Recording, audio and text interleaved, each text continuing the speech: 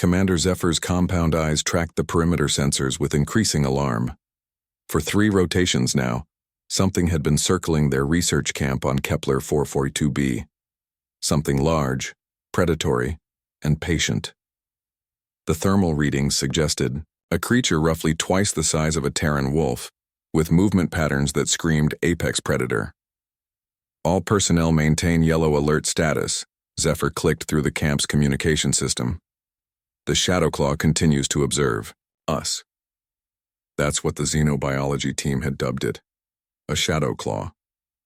Indigenous to this world, built like a nightmare fusion of reptile and feline, with obsidian scales that bent light around them and claws that could shred titanium plating. Dr. Kalara had cataloged 3 confirmed kills in the surrounding area, 2 herbivores the size of Earth buffalo and something that looked like an armored bear. The multi-species research team had protocols for this: sonic deterrents, energy barriers, and if necessary, plasma rifles. They were scientists, but they weren't fools. What they hadn't accounted for was 8-year-old Emma Chen. The human child wandered through the camp with the fearless curiosity that seemed hardwired into her species. Her parents, both xenobotanists, had brought her along on this safe survey mission. Safe, Zephyr mused bitterly, watching the child skip past another sensor alarm. Emma, stay within the inner perimeter, Dr. Chen called out in that peculiarly gentle tone humans used with their young. Not the sharp command bark that proper species used, but something almost musical. Zephyr had observed human child-rearing practices with fascination during their multi-year partnership with Terra. Humans didn't just protect their cubs, they educated them, encouraged exploration, treated them almost like tiny adults worthy of explanation rather than mere obedience. It was inefficient, dangerous, and yet somehow it produced beings like Dr. Sarah Chen, who had revolutionized xenobiology with insights no other species had considered. The alert chimed again. The Shadowclaw had moved closer. Contact in Sector 7, reported Lieutenant Korax, the Altarian security chief. His forearms were already reaching for weapons. Recommend immediate lockdown.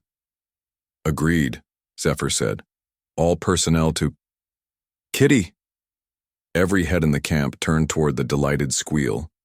Through the sensor feeds, they watched in horror as Emma Chen stood at the perimeter fence, her small hands pressed against the energy barrier. Beyond it, crouched in the alien undergrowth, was the Shadowclaw. It was magnificent and terrible. 3 meters of rippling shadow flesh, with eyes like molten amber and teeth that gleamed like ivory daggers. Its massive head tilted as it studied. The small human and Zephyr could practically feel its predatory calculations. Nobody move, Dr. Chen whispered, though her voice carried across the comm. Sudden movements might trigger its attack response. The Shadowclaw took a step closer to the barrier. Another, its powerful muscles coiled like loaded springs. Emma giggled. Hi, Kitty. Are you hungry? The child reached into her pocket and pulled out something small and brown. A snack bar. One of those earth confections humans seem to consume constantly. She pressed it against the energy barrier. I have cookies. Get her away from there, Korax hissed, but Dr. Chen held up a restraining hand. Wait, she said. Look at its posture. Zephyr focused the sensors. The Shadowclaw had indeed changed. The predatory crouch had shifted into something else. Its massive head lowered until it was level with Emma's, and those terrible amber eyes seemed curious. Emma broke off a piece of the snack bar and somehow managed to push it through the barrier's mesh. It fell to the ground near the creature's feet. The Shadowclaw sniffed once, twice. Then, with delicate precision that belied its size, it picked up the morsel and consumed it. More? Emma asked brightly, already breaking off another piece. What followed challenged every xenobiological assumption Zephyr had ever made. The apex predator of Kepler 442b sat down, actually sat like some oversized domestic animal, and waited patiently as an 8-year-old human fed it snack bars through an energy fence. Incredible, breathed Dr. Kalara, the team's xenobiologist. It's exhibiting social bonding behavior typically reserved for pack members or offspring. But why? Zephyr asked. What survival advantage could this serve? Dr. Chen moved slowly toward her daughter, never taking her eyes off the shadow claw. Maybe, she said softly. It's not about survival advantage. Maybe it's about something else. The creature's massive head turned toward the approaching adult, and for a moment, tension crackled through the air. Then Emma said, "Mama, this is my friend. He likes cookies." The shadow claw looked back at Emma, then at Dr. Chen, then deliberately lay down in what could only be described as a non-threatening posture. Humans, Zephyr muttered, watching the impossible scene unfold.